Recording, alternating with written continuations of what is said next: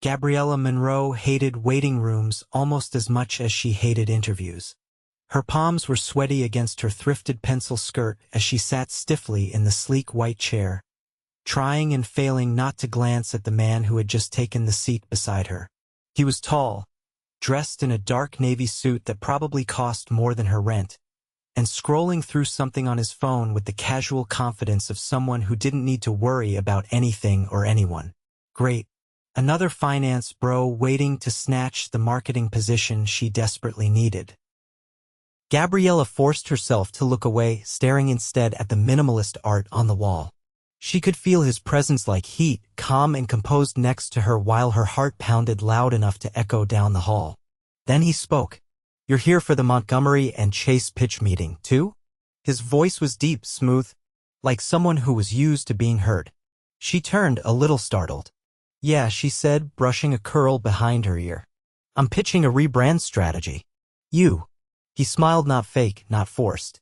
"Warm." "Something like that." She raised a brow. "Let me guess. You run your own agency and already know you've got the deal." A low laugh escaped him and he tucked his phone into his jacket pocket. "Not quite. I'm more on the investor side." "Oh, so you're the money." She gave a half smile, teasing. "Something like that," he repeated, holding her gaze in a way that made her stomach do something weird and fluttery. He extended a hand. "Silas Daniels." Gabriella blinked. "Wait, Silas Daniels? As in Daniels Capital?" He nodded once as if it wasn't a big deal. As if his name wasn't attached to half the skyscrapers in Manhattan. Her mouth went dry. "I thought you'd be older." "I get that a lot." He tilted his head, eyes still on her. "And you are Gabriella Monroe." She hesitated. "I run a tiny creative firm out of Brooklyn. Just me and 2 interns who may or may not be hungover right now." He chuckled. "You're honest." "I can't afford not to be."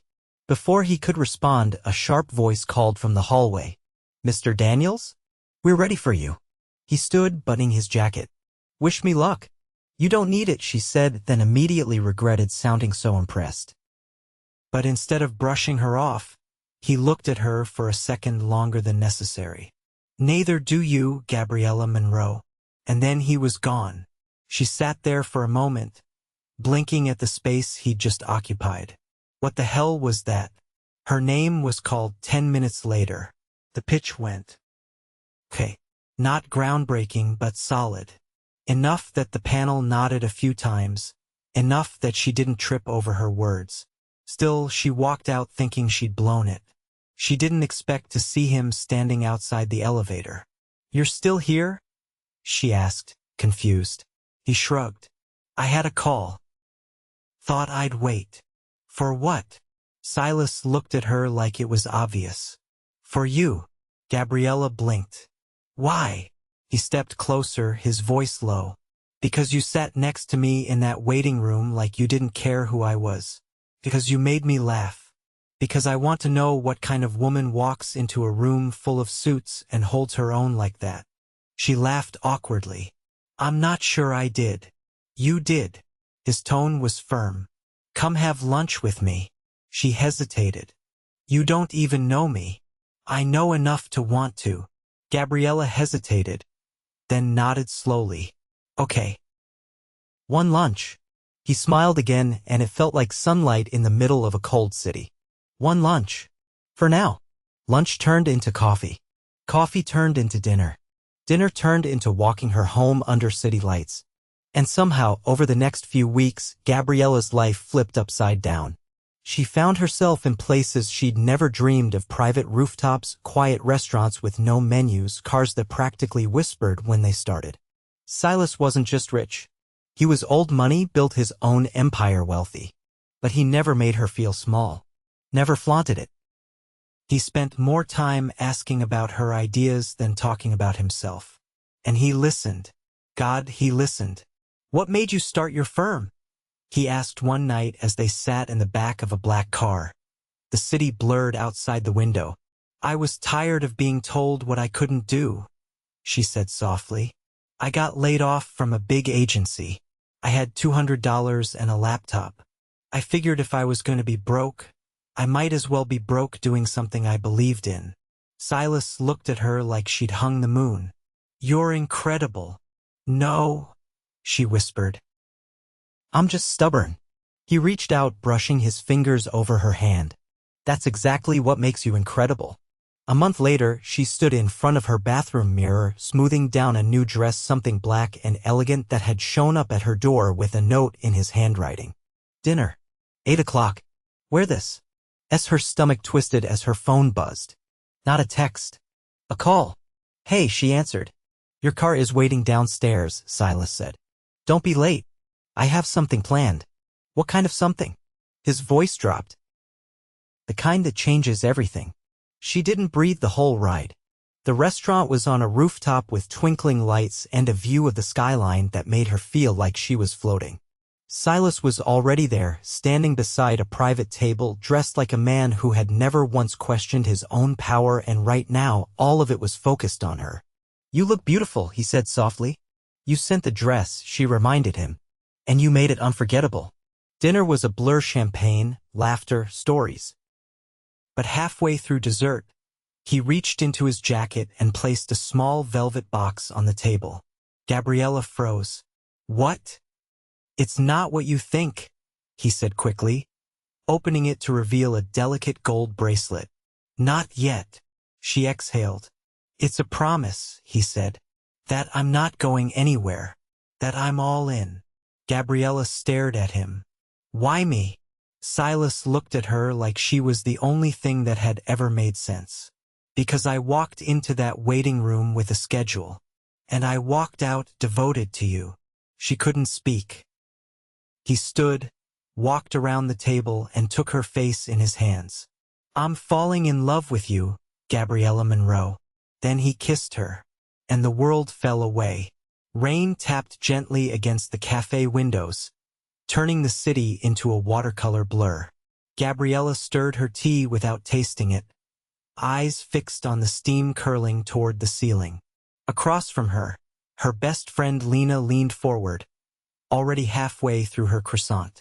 "So," Lena said, brushing a crumb from her blouse, "you're telling me he's not only completely gorgeous, but also flew you to Boston last weekend? Just because you mentioned you'd never been?" Gabriella bit her lip. "It wasn't like that." "Oh, really?" Lena raised a brow, then explained the private suite overlooking the harbor, and the fact that he booked that table at the place that's basically impossible to get into unless you're royalty or own a tech empire. "I didn't know he'd planned all that," Gabriella said quickly. "We were just talking about favorite cities, and I said I'd always wanted to see Boston in the fall. Next thing I know, he's telling me to clear my Saturday." Lena leaned back. "Okay, but Gabs, don't you think this is moving fast?" Gabriella hesitated, her fingers tightening around the mug. "It is, but it doesn't feel like it. It feels right." Lena's expression softened. "You like him?" "I think I'm in real trouble," Gabriella whispered. Later that day, she pushed open the glass doors of her office, a tiny second-floor studio above a nail salon, and stopped short. A man in a gray suit stood beside her desk, holding a clipboard. "Ms. Monroe." "Yes. I'm from Daniels Properties. Mr. Daniels sent me to finalize the paperwork for the new space." Gabriella blinked. "What space?" The man flipped the clipboard toward her, revealing a lease agreement for a spacious loft in Soho. "Triple the size of her current place. Triple the rent." "I didn't agree to this," she said, taking a step back. The man smiled politely. "Mr. Daniels instructed us to cover everything for the first year. Fully furnished, utilities included. He said to tell you it's time you had a space worthy of your ideas." She stared at the document. Her throat tightened. That night, she stormed into Silas's penthouse, soaked from the rain and still clutching the lease. "You can't just make decisions like this," she said the moment she saw him. Silas looked up from the fireplace where he'd been pouring 2 glasses of wine. "You're wet. Come here. I'm serious." He set the glasses down and crossed the room, taking the paper from her hand. "It's not a decision. It's a gift. A gift I didn't ask for. You said your team was outgrowing your space. You said you needed a real studio if you ever wanted to compete with the bigger agencies. I said that in passing. That doesn't mean I want you to swoop in and save me." Silas's jaw tightened. "This isn't about saving you." It's about believing in you. She crossed her arms. There's a difference between supporting someone and trying to control their life. His eyes darkened. You think I'm trying to control you? I think you're used to fixing everything with a signature and a wire transfer. But that doesn't work with me. Silas was quiet for a moment. Then he walked past her and picked up one of the wine glasses. I grew up in a world where money solved problems, he said. Where you didn't wait for someone to ask, you just handled it. That's what I'm used to. But I'm not trying to buy you, Gabriella. She didn't respond. I saw that studio, he continued. The pipes were leaking. You had 3 desks crammed into a room with 1 window. You deserve better than that. I want to earn better, she said quietly. He stepped closer, holding her gaze. Then let this be a head start, not a handout. She looked away. I'll tear up the lease if you want me to, he said eventually. But it won't change how I feel about you. Gabriella's voice was barely audible. Which is? Silas set the wine glass down and reached for her hand. I'm in this. All the way. Even if I get it wrong sometimes. She exhaled slowly. I don't need the studio. I know. But I could use a partner who believes in me. Not someone who tries to carry me. He nodded. I can be that. They stood in silence for a beat, the fire crackling softly behind them. Then Gabriella reached for the wine glass and took a sip. So, are you going to show me this penthouse you've been hiding me from? Silas grinned. I was wondering when you'd ask. He led her through the open concept living room, past floor-to-ceiling windows that revealed the glittering skyline. The space was modern without being cold, warm wood floors, soft lighting, curated art that felt personal rather than performative. When they reached the bedroom, she stopped short. The walls were lined with photographs, black and white candids of cities, oceans, quiet streets. But in the center was a new addition, a framed photo of the 2 of them taken at the Boston Harbor. She hadn't even known someone took it. You hung this up? Silas looked almost shy for the first time. It felt like it belonged. Her heart squeezed. Gabriella, he said, stepping behind her. I know I come from a world that's shiny, complicated, but I've never met anyone who makes me want to slow down and stay still. She turned to face him. I don't need the private jets or the suites, she said. I just want to be sure that when I look at you, you're really here with me. Not a version of me you think you're supposed to protect. Silas touched her cheek. I'm here. Only you. As the rain softened against the windows, he kissed her again, but this time, it wasn't just a kiss. It was a promise. Gabriella stood on the edge of the gallery floor, her heels silent against the polished concrete as she took in the space. The walls were bare still, waiting for the pieces her team had curated over the last 3 weeks. It was the biggest event her firm had ever produced, a branding launch embedded inside an immersive art experience. All for a rising tech company that had taken a chance on her vision. And every detail had to be perfect. Lighting's 2 degrees off on the left wall, she said, not looking away from the spotlighted panels above. Adjust it, or the entire digital installation will look flat. Brandon, her new assistant, nodded and rushed to handle it. She didn't hear Silas approach until his hand brushed the back of her arm. They're going to lose their minds, he said, watching the projection cycle through the gallery, ceiling like a living constellation. Gabriella exhaled slowly. They better. We've worked on this for months. You've worked on it, he corrected. You pulled this together while building a team, managing 3 other client accounts, and somehow still finding time to argue with me about the right kind of wine for dinner.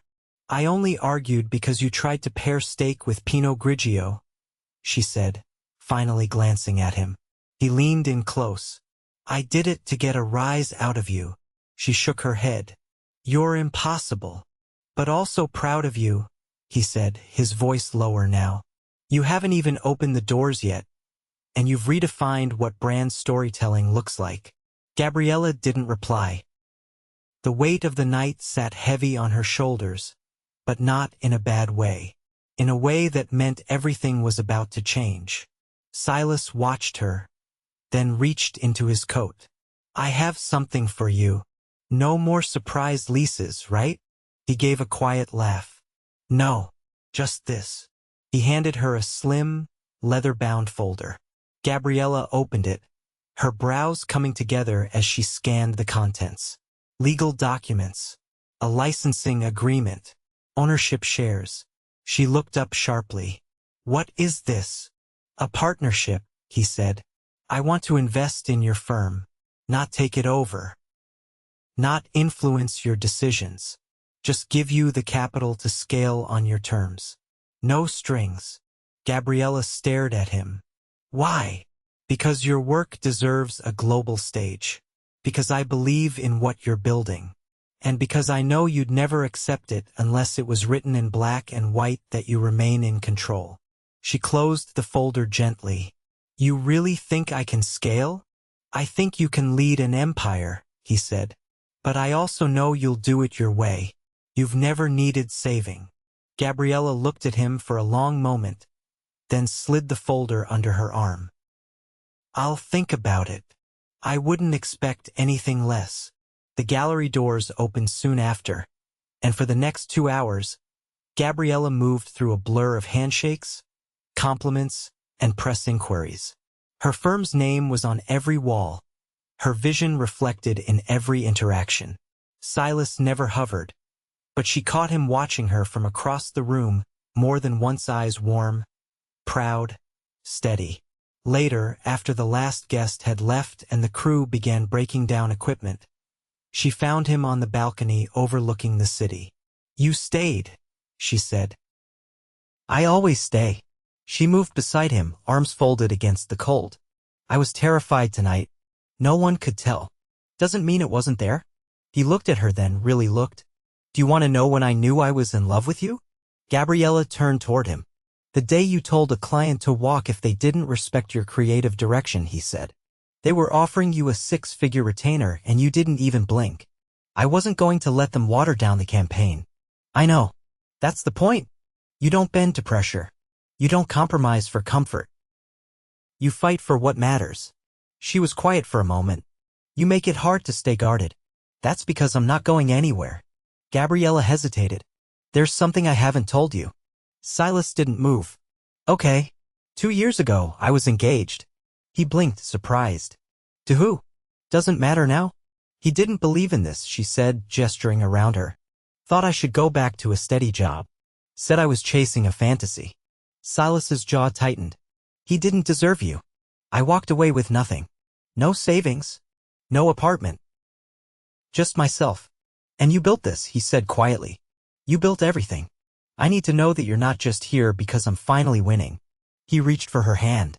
I sat down next to you in that waiting room before I knew anything. And I decided I wasn't leaving before I knew everything. Gabriella swallowed hard. I don't love you because you're successful, he continued. I love you because you didn't wait for anyone to give you permission to take up space. She stepped closer, the wind pulling strands of hair across her cheek. Then promise me something. Anything. When it gets hard, when I push you away because I get scared, don't disappear. I won't, he said without hesitation. But when I get it wrong, and I will promise me you'll tell me instead of shutting me out. She nodded. Deal. Silas reached into his coat again, pulling out a small black velvet box. Gabriella froze. Silas, he opened it slowly, revealing a single gold key on a thin chain. It's not a ring, he said gently. Not yet, but this is the key to my place, and to my life. It's yours if you want it. Her throat tightened. You're giving me a key? To everything, he said simply. To all of it. She didn't cry. She didn't need to. Instead, she reached for the chain, fastened it around her neck, and looked up at him. Guess that means you're stuck with me. Silas pulled her into his arms. That's all I've ever wanted. Gabriella adjusted the silver cuff around her wrist as she stepped into the ballroom, the soft hum of strings and low conversation washing over her. The event was a benefit gala for a nonprofit Silas had been quietly funding for years, an organization that provided seed capital to minority-owned startups. The kind of quiet generosity he never talked about unless asked. Tonight was different. Tonight he was the featured speaker. And she was here with him. She spotted him across the room before he saw her. He was speaking with a pair of board members, his expression composed, but as soon as his eyes found hers, something shifted.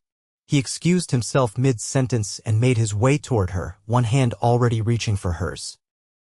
"You wore the earrings," he said, his voice low enough that only she could hear. "They went with the dress. They go with you," he murmured, his gaze never wavering. She smiled, but it didn't reach her eyes. He noticed. "What is it?" Gabriella glanced toward the far end of the room, then back at him. "Your mother's here." Silas followed her gaze to the woman seated near the grand piano, elegant, poised, and watching them with an expression that revealed nothing. "She invited herself," he said after a beat. "I wasn't going to let her keep me from having you here. She's never spoken to me. She doesn't know how to speak to people she can't control." Gabriella hesitated. "Do you want me to try?" Silas took her hand again, firmer this time. "No. I want you to be exactly who you are." The lights dimmed before she could respond, and an announcer stepped onto the stage. Silas released her hand and gave her one last look, something steady, something unspoken, and then he turned and walked toward the podium. She watched him take the stage, tall and composed under the glow of the chandeliers. But when he began to speak, his voice carried something different than the polished tone of a CEO. "I've spent most of my life building things," he began. "Companies, strategies, wealth. But none of that taught me how to build trust, or connection, or love." Gabriella's breath caught. "Those things came when I stopped performing and started listening. When I stopped trying to be impressive and started trying to be present. I met someone who taught me that. Someone who didn't care about my title or my portfolio, only whether I was showing up with honesty." He paused, scanning the crowd until his eyes found hers again. "She changed everything for me." There was a beat of silence. "Tonight," he continued, "I'm not just donating capital. I'm pledging something far more personal. I'm pledging to support ideas, not just investments. People, not just profits. Because someone reminded me that greatness isn't measured by what you build, but by who you become while building it." The room erupted into applause, but Gabriella didn't hear it. Her heart was pounding too loudly. After the speeches, as mingling resumed, Silas returned to her side. "You didn't write any of that down," she said. "Didn't need to." A new voice interrupted them.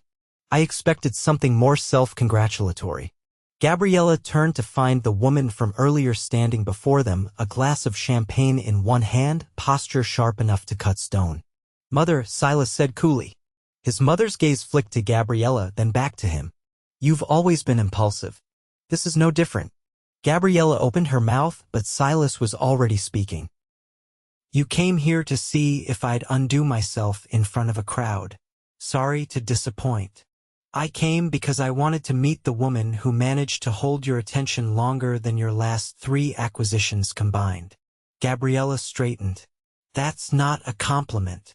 "No," the woman said, studying her. "But it is an observation. You're clearly intelligent, ambitious, and inconvenient." Silas's voice sharpened. "That's enough." But Gabriella held up a hand. "No. If you have something to say, say it." The older woman's eyes narrowed. "You'll never fit into this world."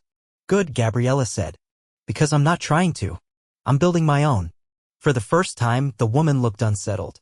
Silas took Gabriella's hand. "We have nothing to prove to anyone." His mother gave a tight nod and walked away. Gabriella exhaled. "Is she always like that?" "Only when she's intimidated."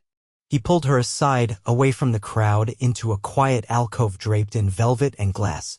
The sounds of the gala faded. "I'm sorry," he said. "You shouldn't have had to deal with that. She's not the problem. Fear is. She's afraid I'll change you. You already have."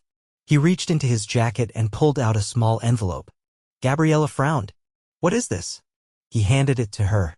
Inside was a plane ticket. First class. Paris. Silas, I booked it for the agency's new campaign, he said quickly. You mentioned you wanted to shoot there. I pulled a few strings. Her eyes widened. This is in 2 days. You said you were ready to go global. I'm just giving you the runway. She held the ticket, her chest rising and falling. I want you to take it, he said. And I want you to know that I'll be here when you get back. You're not coming? I can't. I've got a board situation to handle. But this isn't about me. It never was.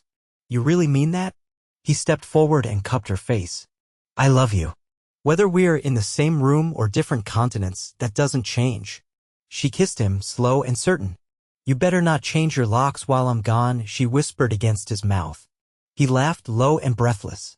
The key's permanent. 2 weeks later, Gabriella stepped off the plane into a swarm of flashbulbs and reporters. Her Paris campaign had gone viral. Silas was waiting at the gate in a dark coat, no security, no entourage. Just him. She walked straight into his arms. You're early, she said. I missed you, he replied. And I have something to ask you. When she pulled back, he was already reaching into his pocket. This time it was a ring. She stared at it for a long moment before looking up at him. I didn't sit next to you in that waiting room by accident, he said quietly. I was supposed to be in a meeting across the street. But something told me to stop. To wait. Her eyes filled. I didn't know what I was waiting for until you turned and asked if I was pitching, too.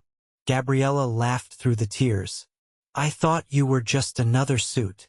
I was, he said, until you showed me how to be more. He got down on one knee. Gabriella Monroe, will you build the rest of your life with me? She didn't hesitate. Only if we do it your way, no performative perfection. Just truth. Always. She nodded. Then yes. Cheers erupted behind them, but she didn't hear them. All she saw was the man who had waited for her, believed in her, loved her without condition. And she knew without a doubt that she'd never waited in vain. The morning sun filtered through gauzy linen curtains, casting long golden rectangles across the hardwood floor.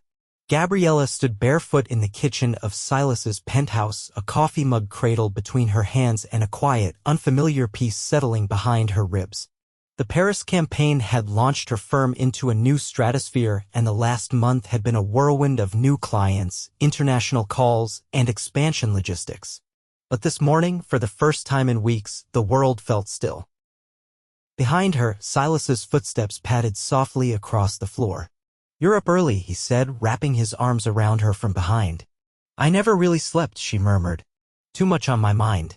He pressed a kiss to her shoulder. What kind of on your mind are we talking? Champagne and celebration? Or spreadsheets and sleepless anxiety? A little of both, she admitted. I signed the lease on the new office yesterday. He pulled back slightly, just enough to look at her. You didn't tell me. I wanted to do it by myself. No safety net. No input. Just me and the dotted line. Silas studied her face, then nodded once. I get it. She turned in his arms. It's terrifying. It's twice the size of anything I've ever managed. I'm hiring a full-time operations lead. I'm building out a tech team. I'm not sure I'm ready. You're more than ready, he said. But if you want me to pretend you're not so I can give you a dramatic pep talk, I've got a whole speech in my back pocket. She laughed quietly. No, I think I just needed to say it out loud. He nudged her chin upward. You've done everything on your own terms. Now let me do something on mine. I'm not ready for another surprise private jet, she warned. No plane this time, he said. Just a house. Gabriella blinked. What? I bought one. Outside the city. Nothing massive. Just something with space. A garden. A porch swing. Somewhere we can go when we need to breathe. She stared at him. You bought a house? I want a future with you, he said simply. Not just penthouses and galas. I want a place where we can get away from all of it, just the two of us. You've never even talked about leaving Manhattan. Because I didn't know what I was missing until you came into my life. Gabriella's throat tightened. Did you buy it for us? I bought it for you, he said.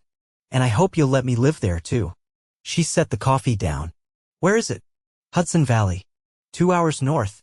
The kind of place where the stars actually show up. I want to see it. He grinned. Then let's go. They drove upstate that afternoon, trading the thrum of city streets for winding hills and the scent of wild grass. When they pulled into the gravel driveway, Gabriella's breath caught. The house was white with black shutters, ivy climbing one side, a wraparound porch with two faded rocking chairs that looked like they belonged in a storybook.